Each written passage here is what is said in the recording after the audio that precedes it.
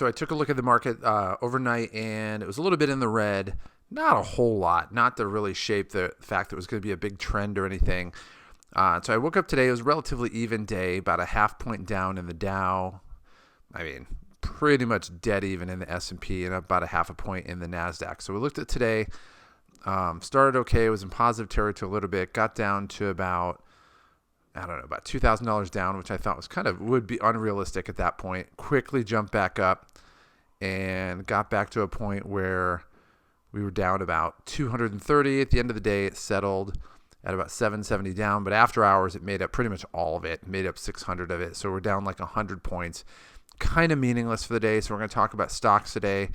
Kind of my thought process on how we should look at things going forward. We'll look at some COVID stats.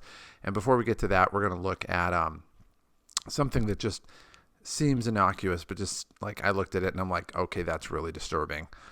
All right. So first of all, Soho, our Suddenly hotels went down about 13% today. So we're still positive 60%. So, the initial thought is, man, something goes down 13% today. We're going to buy more. Maybe, but right now our our cost average is $1.70 and it's sitting at $2.70. So we could do it and kind of follow Braemar Resorts, but at this point we're going to hold off. If it has another bad day, we'll definitely buy, but we'll see. But this is a great stock. I don't think it's going anywhere. I think it's a little blip. If you don't have Southerly, I would definitely recommend it. Like if this were on my watch list and I didn't have it, I would definitely be buying it today at about $2.70. All right. Houghton Mifflin, my wife always corrects me. Houghton Mifflin went up 3.5% today, went up another 4% after hours.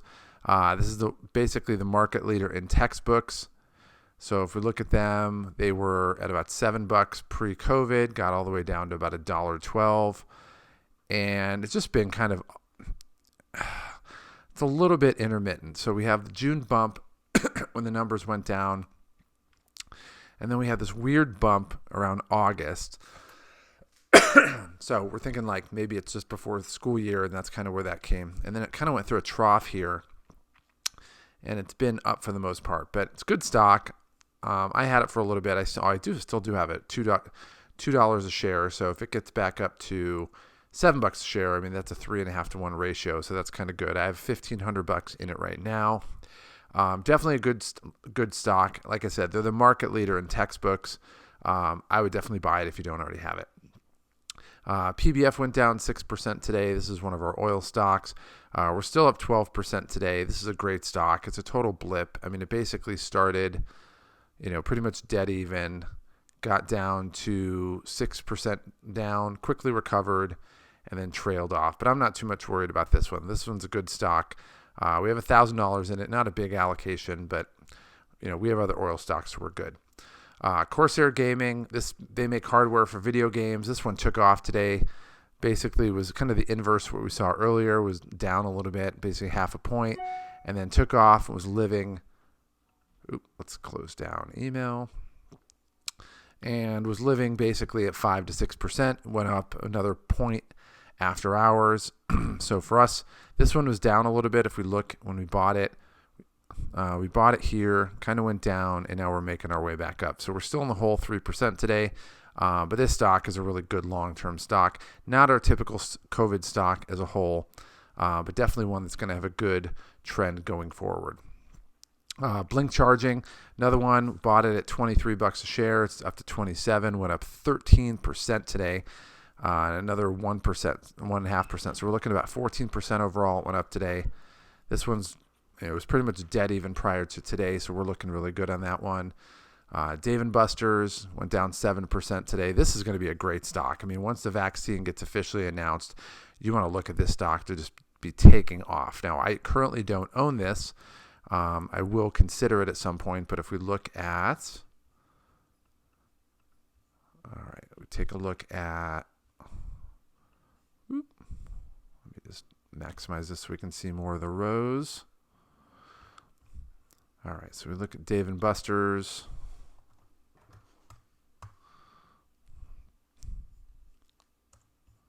All right, they are sitting at a 1.5 upside, which is good, not great. But again, this one's just free money. when the vaccine comes in. I mean, think about it. You're in a place where you're inside, central ventilation, everybody's touching things. This is literally a vaccine stock. So if you don't own this one, this is one I would probably jump on. I'd probably see if you can get this one probably $24.75. Maybe look at it. If you start to see it moving up, I'd buy it as a market order. AVCT, this one's been crazy. This is the bipolar one. It's been all over the map, went down, basically was pretty much, flat as a pancake, dropped down, went up a little bit, and then I tried to buy it right here, and that order didn't go through. I still don't know how that didn't go through. It went from 420 up to 530, so it basically went up 30%, a little about 30% a day, and it's been going up since then. Now, I don't own this stock, but again, this stock has just performed really, really, really well. So they do IT solutions that provide actionable outcomes. This sounds so generic. Actionable outcomes. Let's see. Boom, boom, boom. For organizations using IT and technical solutions to drive business outcomes and innovations. It's like the most generic thing you can ever say. But they do network communications, data storage, desktop, and servers. So they're kind of an IT security firm for the most part. They do licensing management, and software solutions and services. Basically optimize their software investment. So they're kind of like, they help coordinate between software packages. And overall, like I said, if we look at the 3 months, definitely going up in the right direction. And we look at the year or the last month, it's going up. You look at the last week, pretty good. This one has really big fluctuations when it goes up. So consider it. I have other priorities, but it's definitely a good stock. And then Children's Place, this one has just been awesome. I mean, the typical COVID stock. They do mall stores, and they were up at $71. They got all the way down to 14, so it's like a 5-to-1 ratio. Went up in June when all the numbers were looking good. Then the riots hit, they went down, and then the vaccine hits right around here. And if we look at them since the vaccine, which was right here, it's been taken off. So another great stock. The only reason I don't own this is, we'll head all the way down here, it basically has a 1.5 upside. So it's not big enough for me. I have bigger numbers that I'm looking at. But if you don't own this stock and you're looking to get into it, I would definitely look at that. So COVID information, kind of the same thing we looked at earlier. One of the things we noticed is the number of cases are going up. Typically, the gold standard is this percentage. So we went from 2% to 7%, so more people are getting it. The way I look at this is like single deck blackjack. You can play single deck blackjack, go through half of the deck, and you don't get any aces or you don't get any face cards. But that just means that at some point in time, you're going to get more face cards than normal. So basically, you have a bunch of people that aren't getting it or aren't testing it. People are either getting tested for their job or who knows, they're starting to fly again and they want to have a negative test so they feel better about themselves, and you're seeing positive tests. Now, the hospitalizations have not gone up like at this steep of an angle. It's not quite that steep, but still we only have 200 people hospitalized in a county of 30 million people here in San Diego, and there's 6,000 beds available. Like I said, there's the bed capacity, there's the number of beds in use, and what you notice is the trend line is a slight incline. But when you see the number of COVID beds where it's going from 230 to 800, you're actually, if you flatten this line out, you'd see that the number of beds in use overall for non-COVID is dropping. So what that's telling me is when people are hearing that there's COVID in the hospitals, they're not, if they don't have COVID, they're not going to the hospitals. So what that means is you have plenty of beds. Right now we have 4,600 beds in use, 6,000 available. So you have 1,400 beds in our county. We have plenty of room. So there's not really much to look at. But then you see the deaths start to come up here a little bit. And of course we go to our age. And again, our typical fare, 91, 72, 84. We have a special one for you today. 95, 70, 83, 72, 84, 76, 70, 77, 77. This is like a Korean War convention. 75, 83, 67, 87. And then we get to our fun one, 93. That's not the fun one. 27, Hispanic Latino North Inland, which is basically Escondido here. And they have underlying health conditions. So that's either emphysema, obesity, diabetes, or a combination of them. And then we get 88. This is the youngin, 83, 88, 77, and we got 102. I mean, this person, you live to 100, man, you're kicking it. But this person basically was going to die anyway. And you get somebody that's 102 and they say they have underlying health conditions and medical conditions, they die of COVID. I'm guessing they weren't long for this world anyway. Let's just be fair about it. So things are moving in the right direction for the healthy population. For the old population, yeah, it's getting hammered like crazy. And we look at the age distribution. Again, most of the cases are 20 to 29-year-olds. Nobody's dying. And look at that. 5 people who are 20 to 29 died. Anybody from 0 to 20, 0 to 19, nobody has died. But of the 2,500 people over 80, 500 died. So that's like 20% death rate. So that's kind of what we're seeing here. So if you're healthy, there's not much to worry about. If you're old and unhealthy, well, it's a problem. So lastly, something that's kind of creepy and like just doesn't sound good. It says investors can now trade water futures. Like that's the last thing you need to do is have a war over underground water for aquifers. And that's where you get some crazy evil people that are jumping in this. So if you're a megalomaniac and you're evil, this is for you. But if not, makes your heart skip a beat. So with that being said, market's a little bit down overnight, but we're going to check out later. This typically moves later in the night.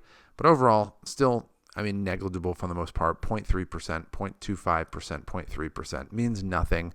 We'll take a look later in the night and see what it looks like. But with that being said, get your investments in. We talked about.